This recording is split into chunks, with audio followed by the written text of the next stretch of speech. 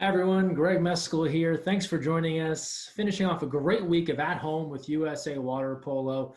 This week's theme has all been about return to play. And as we've said before, all of our talks this week, just a reminder that we know that depending on where you are in the country, you're at different versions or stages or phases. Some of you we know are back in the pool. We've seen the photos, passing, swimming, doing socially distant workouts. Others are still waiting for your facilities to open. We know that's a tough time as you're really, really wanting to get back in the pool. We hope that happens for you very soon. And keep in mind, it depends on where you live. So your facility managers, your health officials, those are the folks that are going to be advising when places in your areas can reopen. So make sure you check in with those people in your area to know when you can be getting back in the pool. Today we have the great pleasure, thanks to our good friends at Hoag Orthopedic Institute, to be joined by Dr. Gazzaniga. Doctor, thanks for joining us here today. We've had a great talk with many of your colleagues throughout the week. Appreciate you being here. If you kind of just tell us a little bit about the medicine that you work in and what your connection is to water polo. So I specialize in sports trauma type of surgery, really. So and that covers a lot of different things. It could be, sore backs, necks, shoulder injuries, elbow injuries, and I do hip surgery, knee ligament replacement, shoulder reconstruction. So it goes all around the body, and I kind of gravitated towards sports, having been a former athlete decades and decades ago. But I get my sort of satisfaction, occupational satisfaction from getting athletes to reach their maximum potential, and so that's sort of what I do. Excellent, excellent. And as far as the sport of water polo, any close tie or connection there, folks you know about? Well, there's a couple people I know. So I grew up here in Orange County, and I went to Foothill High School. So my sister swam for SoCal Aquatics, and so I was I was friends with a lot of guys on the water polo team. But because I was a natural-born sinker rather than swimmer, I decided to play a different sport. But we moved back to California from after being on the East Coast for almost 25 years doing my training. And we started getting into athletics for our kids. And we started over at the YMCA in Costa Mesa doing splash ball. And that evolved into water polo. And then that evolved into, I have two daughters currently playing water polo. One will be moving on to UCLA next year, and the other one will be a sophomore at Orange Lutheran High School. Excellent. And as we're talking, I can already picture the amount of times I've mispronounced your daughter's names during highlights in the past. So good to have Dr. Gazzaniga here with us. If you ever did, my wife would have corrected you already. Hey, so then maybe I got it right. There's a lot of kids playing water polo, but really appreciate you being here and kind of lending your expertise to kind of dive in first to kind of the COVID part of this discussion. And we're going to talk about that and a little bit about your area of expertise and kind of injury prevention and that sort of thing. But people, depending on where they are in the country, are getting different guidelines. They can get back in the pool, they can't. People want to be safe. I know it's very broad, but assuming you're following all of these protocols, is it safe to get back into the pool? I think this is a big question we get. Like, even though I want to follow all the rules, am I being safe to start playing again? Yeah, I think ultimately this is a question that's much more difficult to answer than it should be. And I don't want to be part of anything that has any kind of political flair to it, but it definitely is confusing and conflicting and difficult to find out what the truth is if things seem to be so cluttered up in hearsay and opinion. So if we are to try to look at the science, even the science is confusing because the scientists are unsure. But if you look at this virus, which is a coronavirus, the coronavirus is a common virus. It can cause the common cold, but it also can cause this SARS, this respiratory syndrome.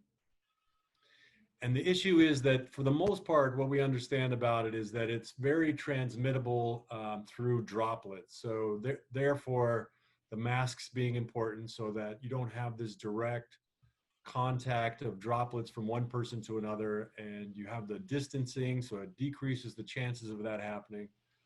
So when you look at the CDC guidelines, they don't want a lot of people gathering in smaller locations. So unfortunately, a pool deck is a relatively confined space. And if you have a bunch of people trying to swim at the same time, then that increases the risk. You can't swim with a mask on, so that is another factor in terms of the CDC coming up with risky places to spend your time. But the reality is, once you're in the water, so first of all, being outside is safer than being inside. The other is being in the water is relatively safe. What we know about the virus is that it doesn't survive very well just open in the water. And the temperature, the water itself, and even the chlorine is very detrimental to the virus. So for the most part, if you're swimming in one lane and someone's swimming in another lane, it'd be nearly impossible for coronavirus to transmit from one person to the other. You get out of the pool, you start talking about your swim sets, all that sort of stuff. That's when you're going to run into problems. So if you have access to a swimming pool, either personal or anything that's a community pool, if you protect yourself by distance and mask, and you swim at a safe distance, then it's incredibly safe to do that. You mentioned the chlorine, and I think when this was all starting, a lot of water polo folks, and you know full well a couple that have been in some chlorinated pools, and when you come out of one of those, you feel like that body of water must have killed anything that could have been alive outside of the people that were swimming in it. And there was a hope that, well, okay, great, we're good. Chlorine is going to wipe this out, so we're fine. But to your point, it is all those other things that go into being at a pool that leaves you still a bit susceptible. Exactly. The pool, the chlorine itself has been shown, it's been written in literature and the scientific literature and examined it. And it shows that the chlorine definitely has a very rapid effect on the virus to kill it and to render it, non-infectious.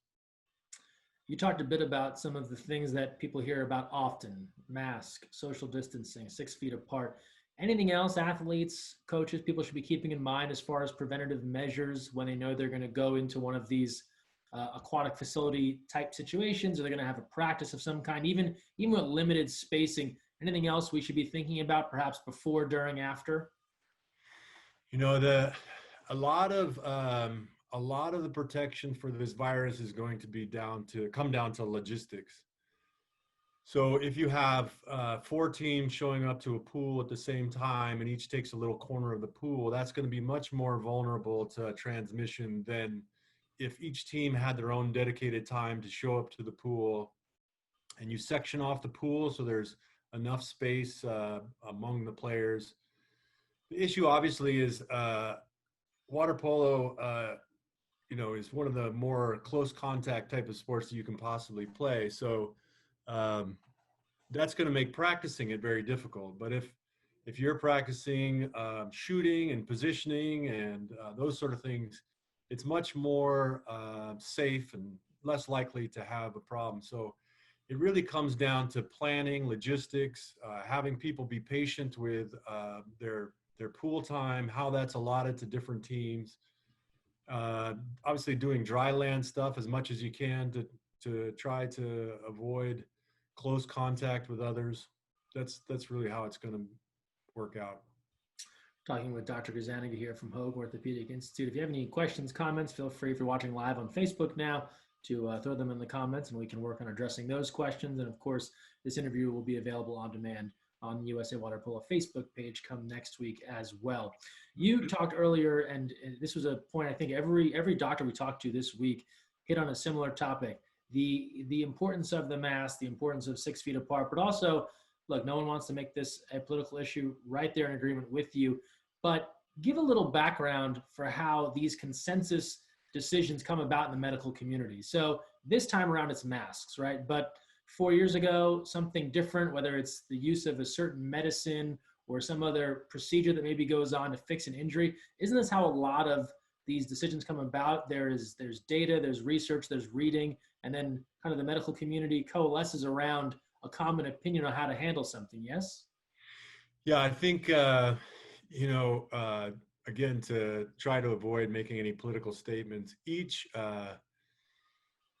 political side, however many you want to divide them up into, will have use the term science, and as if science had some perfect way of moving through a process of making decisions.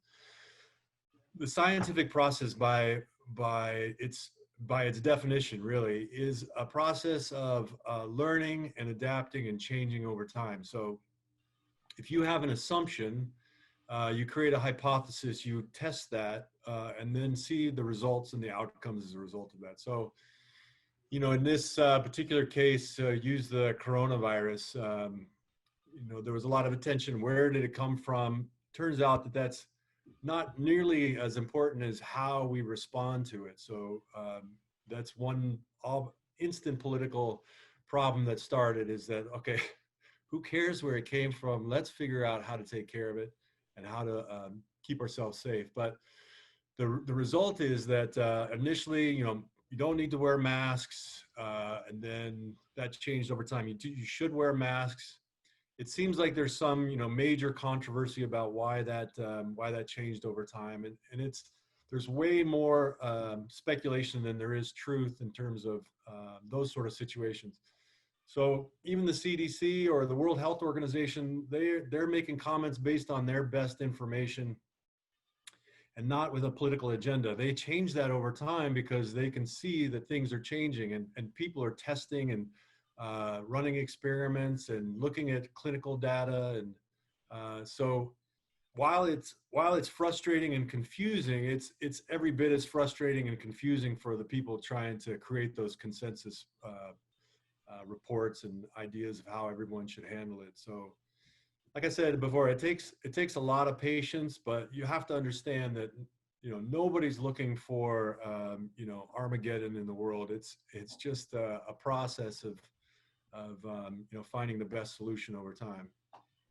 We had a question come in off of one of your last thoughts about perhaps doing more dryland workouts than more pool activity. And I'm guessing that was in relation to the close proximity of water polo in the pool, not just being in the pool in general, as opposed to dryland, or what's your thought? Well, I mean, I have my thoughts. I mean, I struggle probably more than anything else in my practice with overuse injuries. So, you take a gymnast, a baseball player, a swimmer, and they're going to be 12 months out of the year trying to do their craft.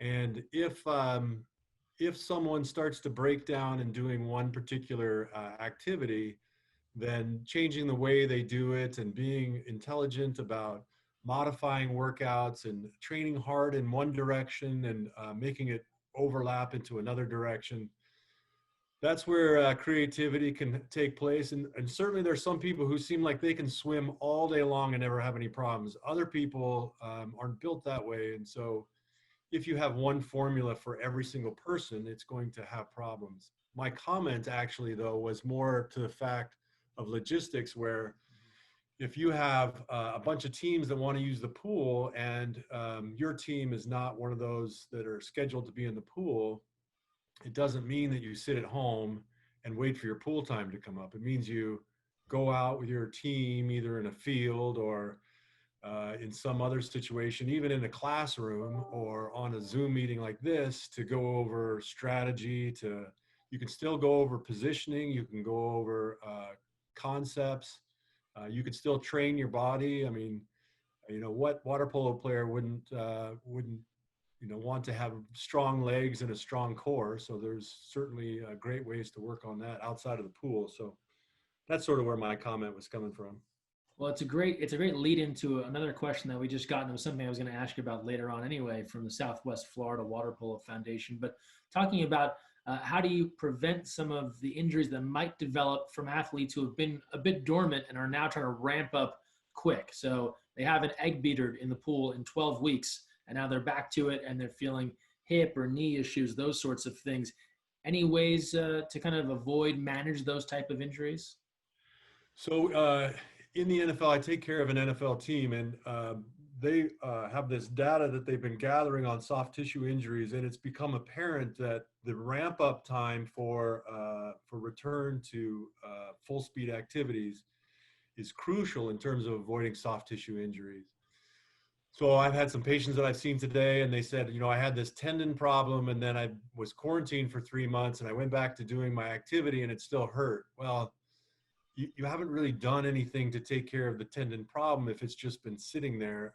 While it's true a tendon can heal over time, a tendon has a property that's called viscoelastic, and if you don't challenge that in some way, it doesn't have the signals and the sort of process that it takes for it to heal.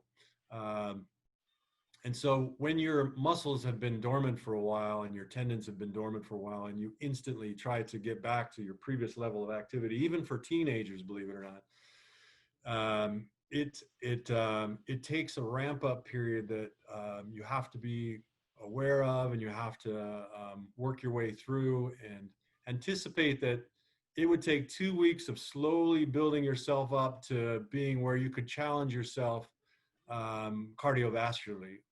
So as you're exercising, your muscles and your ligaments and your joints, they can move along and they can become ready to do the exercise. And then it's about building conditioning to your heart and lungs to have stamina. So that's sort of a process of growing through that.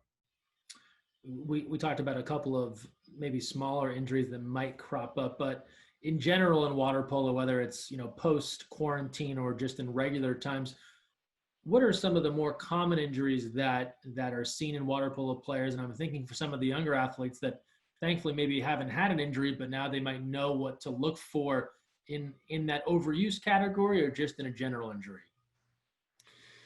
Yeah, it's interesting. I see a lot of kids that they come in and they'll have, for instance, pain in the front of their knee. If you're familiar with Osgood-Schlatter's, it's typical for volleyball or basketball players or runners.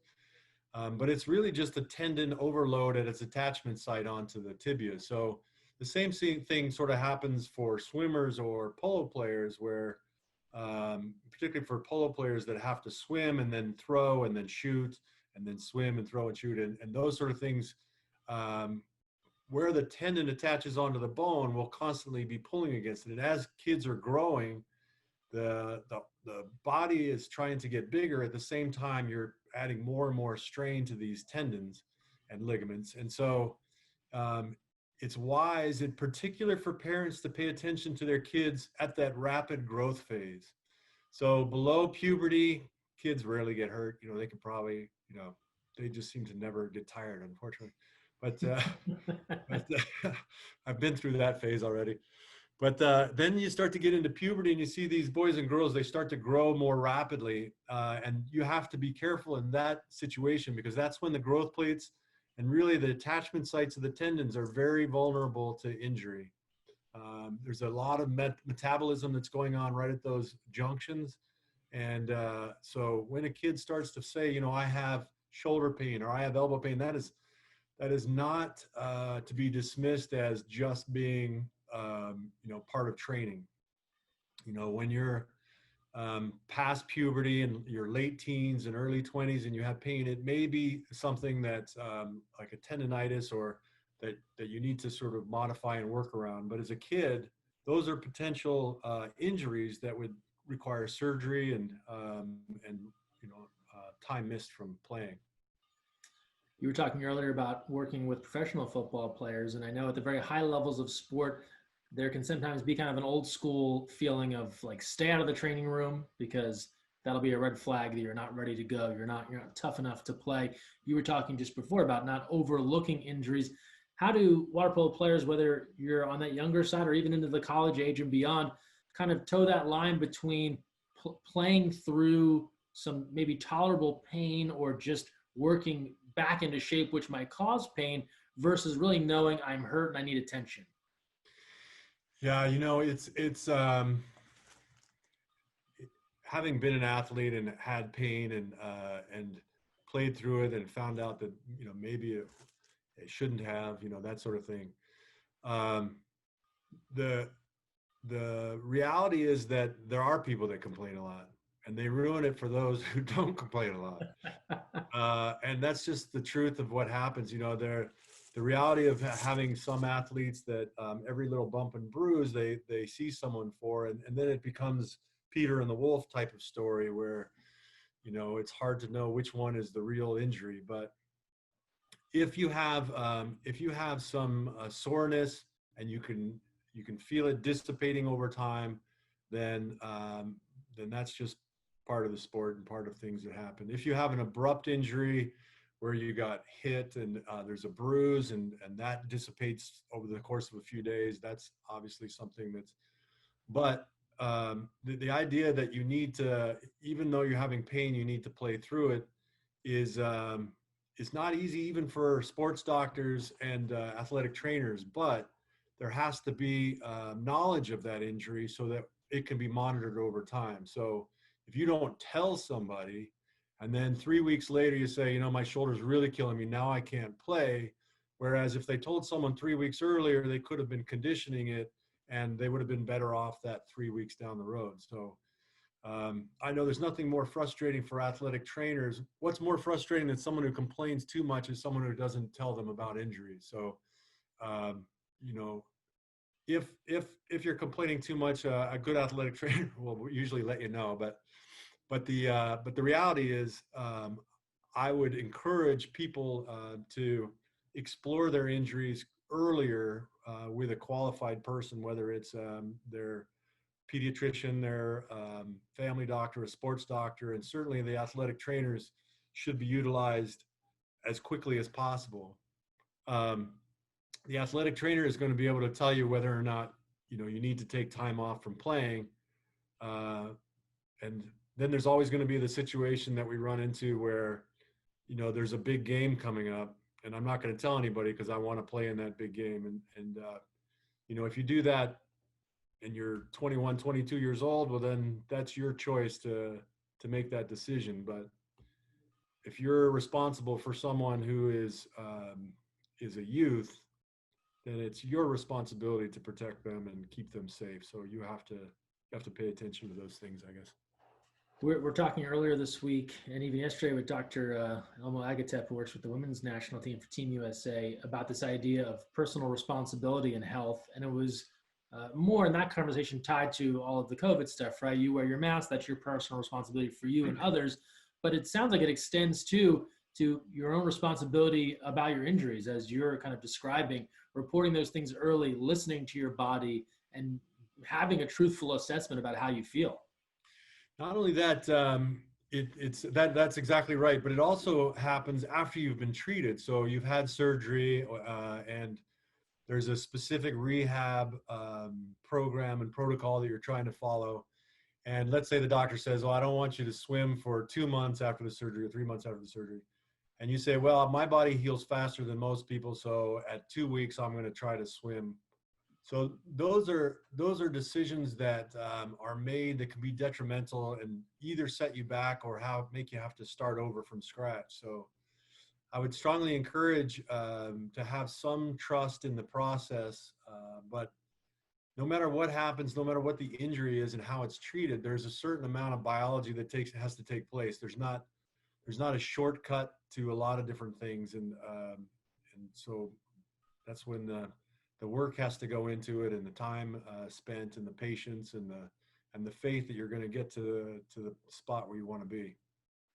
We're talking here with Dr. Gazzaniga from Hoag Orthopedic Institute. This is the last day of our 5 days of return to play as part of At Home with USA Water Polo. We've talked, Doctor, a lot about the physical side of things. Mental side of it is huge. I'm sure you see it often, whether it's a confidence thing, a doubt thing, people working their way back from injury. But now with this quarantine, we're seeing it too, people doubting their abilities to kind of get back to where they were after being out for 12, 13 weeks. What are some good ways athletes can kind of handle that side of things?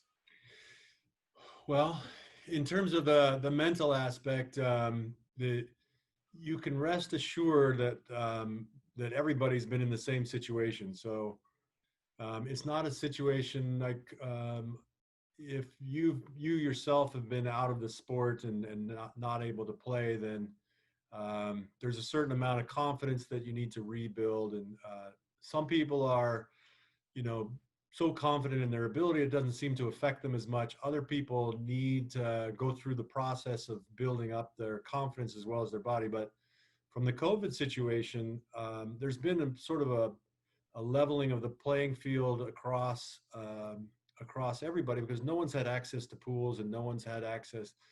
You know, my daughters who play water polo, they work out in the garage. So, you know, do they have an advantage over someone who's been sitting on the couch for 3 months? Yeah, but that was their obstacle to overcome, and that's how they decided to take care of that problem. But if you look at the mental aspect and trying to be a great athlete, it comes down to a choice, and you have to make the choice that you're going to move forward. And you know, not everybody's going to be the greatest player out there, but if you're doing it um, in large part out of passion for the sport, then you focus your attention on the love of the sport and less so on the results. And that's, I think that really helps to get people through it. It's you know, it'd be great to have everyone tell you that you're the best player of all time, but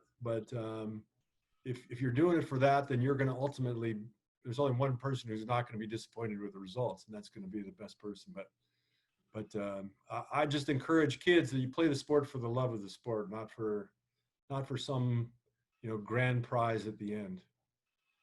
We talked a bit earlier about kind of the ramping up off of sitting out. You're out 12, 13 weeks, whatever you want to call it, 3 months.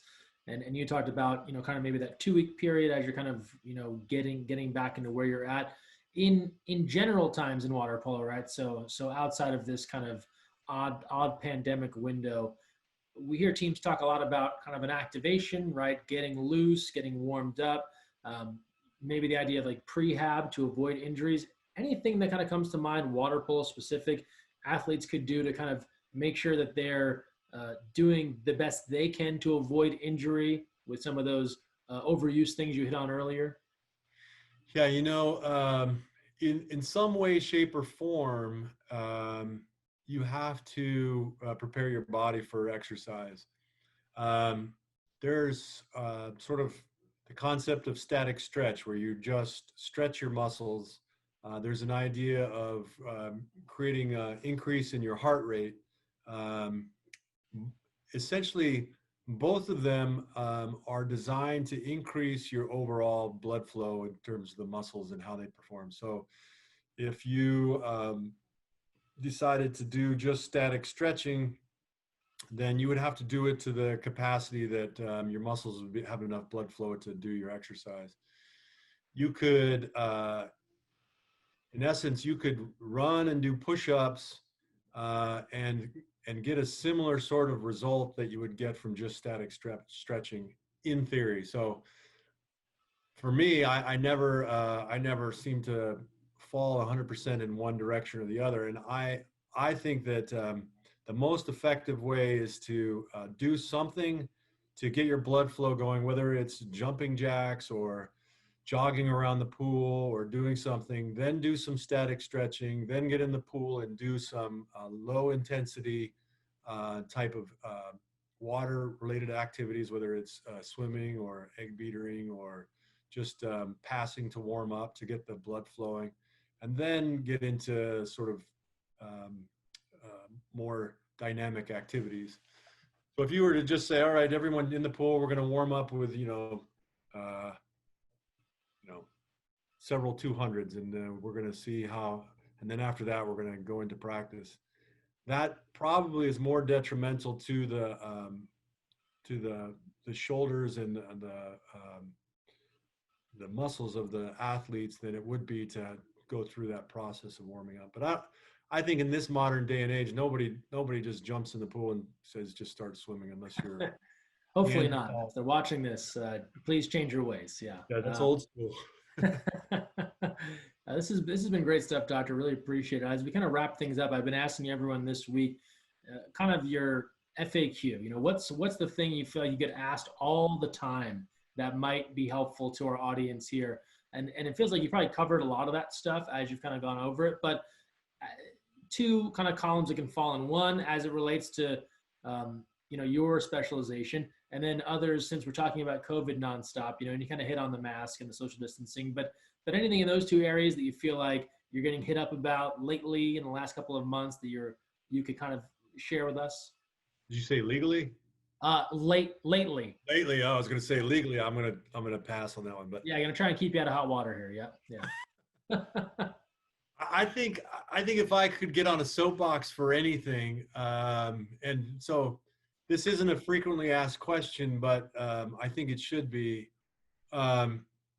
In the world of loving water polo and playing water polo and being part of a club team that's successful, for me, your kids that are playing sports, to try to play more than one sport or to take a season off is really not just an opinion. It's actually proven fact that if you were to take your kid and take them out of swimming, so I'm talking about probably up until about high school. So you take them out of water polo and you have them play other sport, not even swimming, and do that for 3 or 4 months out of the year. They will not only be better athletes at the end. So a water polo player that plays basketball, for instance, so you take the winter off to play basketball, and still you'll be able to come back and get on a club team for JOs, and but their legs will be stronger. They'll understand the dynamics of motion and offense and defense. They will have saved their shoulders as they were going through this growth phase. I'm sure there's a ton of club coaches that are turning their computers off right now and walking away, slamming.